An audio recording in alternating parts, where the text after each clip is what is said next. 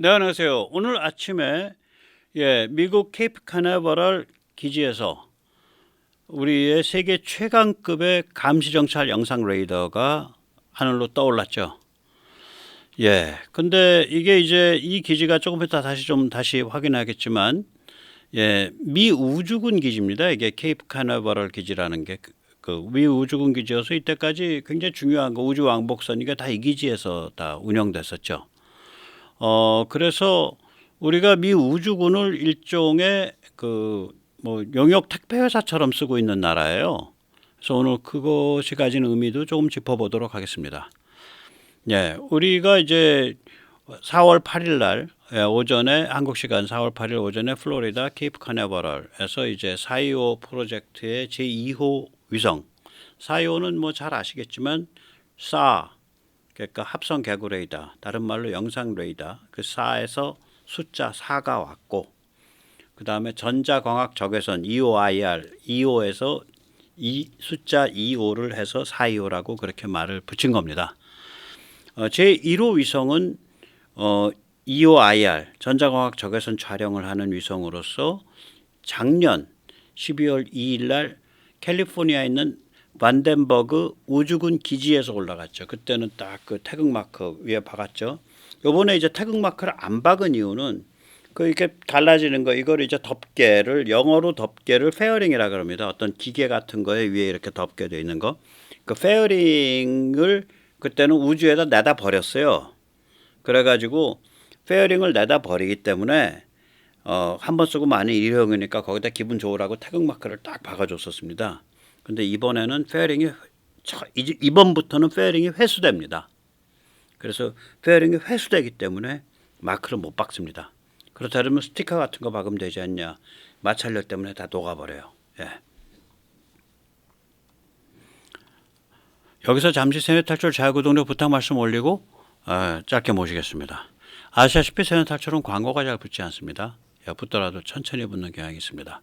도와주시면 보다 좋은 컨텐츠로 찾아뵙는데 커다란 힘이 되겠습니다. 감사합니다. 여기서 잠시 SAR에 대해서 영상 레이더 위성 똑같은 얘기예요. 여기서 좀 알아보도록 하죠. 기본적으로 레이더입니다. SAR도 Synthetic Aperture Radar, 합성 개구 레이더란 뜻이고요. 영상 레이더도 레이더란 뜻이고요. 뭐 다 똑같은 얘기예요.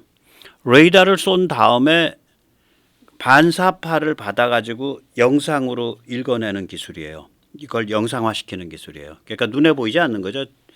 그러니까 레이더 전자파 눈에 안 보이고 반사파도 눈에 안 보이죠. 레이더는 그거를 읽어내니까. 그래서 이거는 당연히 레이더가 뭐 밤이어도 뭐 작동 안 하는 거 아니니까 밤낮 안 가리는 거고요. 레이더가 무슨 뭐 태풍 친다고 작동 안 하는 거 아니니까 전천후입니다. 밤낮 안 가리고 전천후입니다. 참고로 이제 그 EOIR은 가시광선이에요. 일종의 적외선도 가시광선 바로 바깥이잖아요. 그러니까 근적외선이 되면 가시광선이랑 딱 붙어 있거든요. 원적외선은 가시광선에서 멀리 떨어져 있고, 그래서 근과 원이라는 게 가시광선에서 멀리 떨어져 있냐 가까이 붙어 있냐의 근원입니다. 그게. 그래서 이제 EOIR은 이건 그냥 우리 디지털 카메라 같은 거 일종의. 따라서 그건 밤에 잘 못 찍어요. 그 다음에 구름이 껴있다? 구름 뚫고 못 찍죠. EOIR은. 그 대신에 이거는 직관적으로 영상을 정밀하게 확인할 수 있으니까 EOIR과 SAR, 즉 합성 개구 레이더, 즉 영상 레이더를 합쳐서 보면 이 물건이 총천연색으로 이거구나. 이게 매칭이 되는 거죠. 그것도 AI로 다 매칭시키는 거죠. 말하자면. 그리고 AI가 작동을 하니까 뭐가 되겠어요? 좌표 찍기가 되죠. 이동물체 좌표 찍기가 되는 거예요. 이게 무시무시한 겁니다. Moving Target Indicator. 그게 만약에 지상에서 이동하는 물체다 그러면 GMTI, Ground Moving Target Indicator. 그 다음에 그게 해상에서 이동하는 물체다 그러면 해상 이동 물체 좌표 찍기, MMTI, Maritime Moving Target Indicator. 이게 되면은 실시간으로 이게 여러 대가 떠 있고 얘가 되면 이거는 골로 가는 거지 그냥. 그리고 언제라도 작살낼 수 있다. 이 뜻이 되니까 이게 무시무시한 물건이라고요.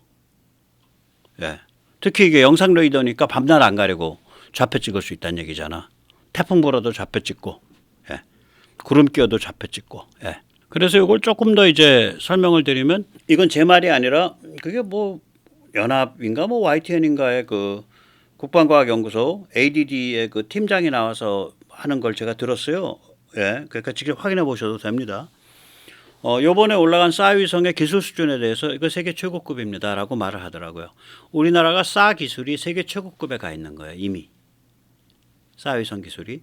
그리고 작년 12월 2일 날 올라간 전자광학 적외선 EOIR 위성에 대해서는 이렇게 얘기하더라고요. 목표는 세계 5위권 안에 들어가는 그 감시 장비가 목표였는데 현재 도달한 거는 그거보다 훨씬 높은 목표 수준을 성취를 했고 아직도 튜닝할 거가 원격에서 계속 튜닝할 게 있어서 아마도 그거보다 10% 정도 더 올라갈 거다. 그것도 세계 최고 수준 가고 있다는 얘기예요. EOIR도. 우리가 안 해봤기 때문에 그 들어오는 영상을 보정하는 기술 뭐 이런 게 있을 거 아니에요. 그런 것들이 늘어가면 이게 점점 올라가는 거지 수준이. 그래서 우리가 이 그러니까 그 영상 레이더 쪽이나 혹은 EOIR 그러니까 전자광학 적외선 쪽이나 이 감시 정찰 그 센서 기술이 우리가 세계 정상급이에요. 믿거나 말거나. 그러면 그 영상 레이더 기술 이거 어디 쓰이냐? 위성뿐만이 아니라 전투기와 감시 정찰 공중 드론에서도 사용이 됩니다. 이게 위성이 날아가면서 레이더를 쏘고 그 다음에 이게 반사돼서 오는 거를 가지고 위성이 날아가면서 되는데 이 위성이 이걸 원래는 이걸 그냥 계산을 하면 뭐 이 안테나 길이가 뭐 수십 메타 뭐 100m 이렇게 돼야 이게 반사 레이더를 받아요. 근데 위성의 안테나 길이가 뭐 그렇게 막 100m, 200m 넓지를 않잖아. 그 폭이. 이 상대적으로 작은 안테나 폭을 갖고 반사 레이더를 그 희미한 걸 받아내서 영상을 구성하는 그런 기술이거든요, 이게. 그게 세계 정상급에 가 있다는 얘기예요, 이미. 그리고 이 싸 기술은 원리는 또 어디에 쓰이냐면 이건 레이더는 아닙니다. 음파도 똑같아요. 음파도 어떤 파장을 쏴갖고 소나도 파장을 쏴서 물체에 닿고 그 물체에서 튀어나오는 걸 가지고 해석을 하는 거잖아요. 소나도. 그래서 잠수함에 선수 소나를 LBS 라지 바우 소나라고 부르거든요. 그 앞대가리에 있는 거. 걔가 뭐를 해주냐면 바닥에 지형지물을 걔가 음파를 쏴서 바닥이 지금 뭐 물체가 뭐가 있고 이게 움푹 꺼진다고 이게 솟은다고 그걸 걔가 해주는 애가 걔예요. 걔도 이거랑 쌀랑 똑같아요. 원리가. 쌀랑 똑같고요. 그 다음에 그건 이제 지표죠. 옆으로 쏘는 거. 그 이제 플랭크 소나도 원리가 똑같습니다. 쏴갖고 그 반사된 음파를 가지고 물체의 형상을 그려내는 거죠. 심지어는 예인 소나도 똑같습니다. 뒤에 줄 달아서 쭉쭉쭉쭉 가는 거. 어레이라는 게 붙으면 다 이런 원리예요. 어레이 소나들. 싸도 똑같잖아요. synthetic array잖아요. synthetic이란 합성이란 뜻은 뭐냐면요. 여러 개의 그 센서 모듈들이 합쳐져 가지고 하나의 거대한 눈으로 작동한다는 얘기예요. 그래서 합성이에요. 센서 모듈이 예를 들어서 5개다 그러면 5개가 받아들이는 그 반사파나 그 어떤 파장이 다 다를 거 아니야.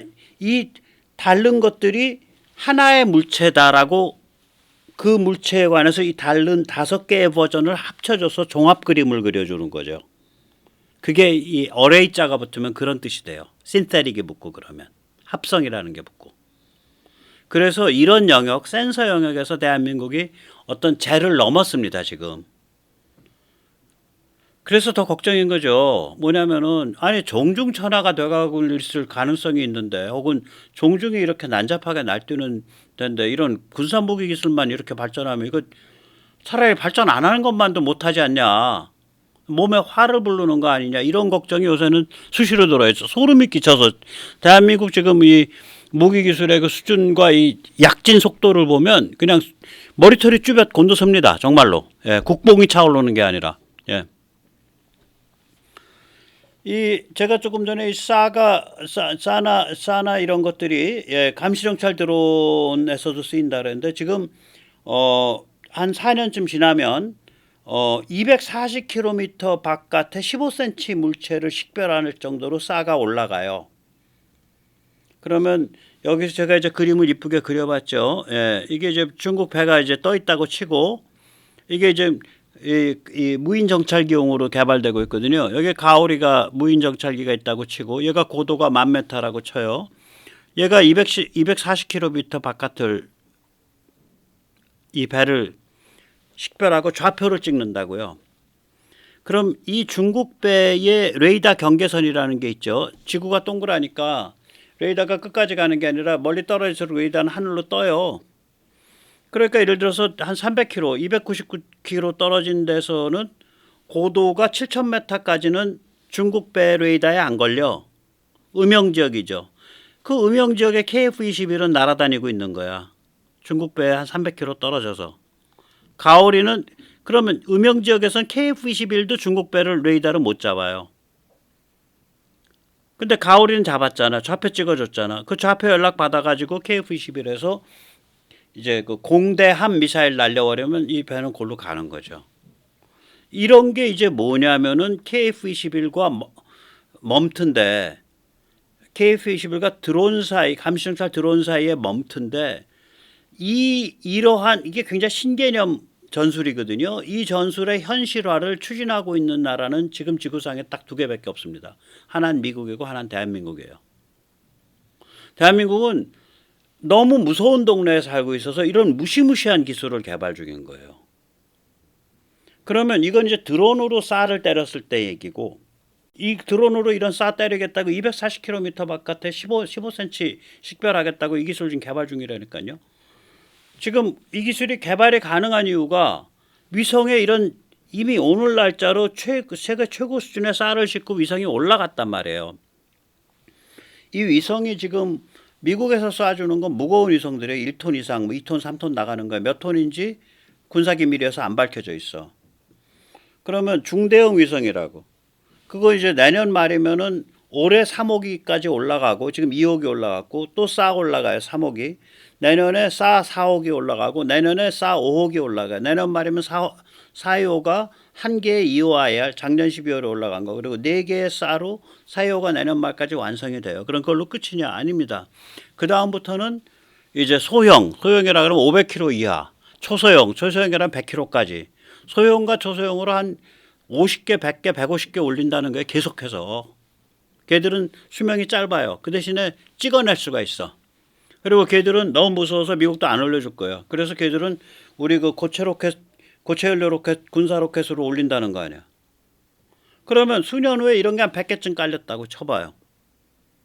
이것도 전문가 얘기예요. AD 쪽인가 군인 얘기야. 그러면 CCTV로 보는 것처럼 보고 있는 거예요. 한반도 일대, 서해, 동중국해 지나가면서 심지어 남중국해까지 CCTV로 보고 있는 거예요. 그냥. 그럼 드론으로 이동표적 좌표 찍어주고 위성으로 이동표적 좌표 찍어주고 2개의 감시정찰 결과를 또 대조하고 C줄, 날줄, 위성이 C줄, 드론이 날줄. 이걸 진심으로 추구하고 있는 유일한 나라야. 동네가 무섭다 보니까 뭐 프랑스, 독일 이런 거 안 해요. 그런 거예요 이게. 그러다 보니까 이걸 추구하다 보니까 우리가 미 우주군을 택배 회사로 쓰고 있는 거 아닙니까? 미 우주군이라고 쓰고 택배 회사 브랜드라고 생각하시면 돼요 이제. 이 우주군은 트럼프 때 생겼죠. 과거에도 미 공군이나 우주군의 도움으로 위성을 올렸었어요. 예를 들어서 군에서 쓰는 통신위성 아나시스2 이거가 바로 이 장소에서 한 4년 전에 올라갔습니다. 2020년 8월에 케이프 카나버럴 우주군 기지. 케이프 카나버럴이라고 얘기만 하지 우주군 기지란 얘기를 잘 안 하더라고. 이게 민간 시설 아니에요. 우주군 기지입니다. 나사 시설도 아니에요. 옛날엔 공군 기지였고 지금은 우주군 기지입니다. 여기서 또 다누리 달 탐사선도 여기서 올라갔죠. 이제 22년 8월에. 근데 이때는 이제 다누리는 혼자서 올라간 게 아니라 그 나사에서 그 달로 보내는 거에 끼어갖고 같이 올라갔잖아. 예, 그러니까 나사 화물 칸에 올라탄 거죠, 다누리는. 그건 제가 과문해서 그런지 몰라도 한번 댓글에서 전문가 한번 가르쳐 주세요. 제가 아무리 뒤져봐도 미 우주군이 외국 군대의 감시정찰 위성을 발사해 준 케이스를 저는 못 찾겠더라고. 이거 저도 발사하기 좀 곤란할 거라고 생각을 해요. 왜 그러냐면 감시정찰 위성이라는 게 뭡니까? 이동표적 좌표 찍기를 해주잖아요. 특히 최근엔. 쉽게 말하면 저격 암살자의 조준경 역할을 해주는 거예요. 이게. 그걸 외국군의 그 저격 조준경을 미군이 올려줘. 미군도 부담스러운 일이죠. 예. 그래서 저는 제가 그래서 야 이거 미군이 다른 나라에 거 올려준 적 있나? 저는 못 찾겠더라고. 단지 논의되고 있는 건 나와요. 논의는 뭐냐면 이 그 위성 발사 대행이 아니고 위성 발사 서비스가 아니라 위성 간 연동. 그러니까 감시정찰 위성 간 연동. 일본이 올린 감시정찰 위성과 미국이 올린 감시정찰 위성, 프랑스가 올린 감시정찰 위성. 이것이 연동시키는 것. 그거는 논의를 하고 있는데 그 위성 간 연동은 주는 게 있으니까 받는 게 있다. 이거 말이 돼요. 근데 감시정찰 위성 발사 대행?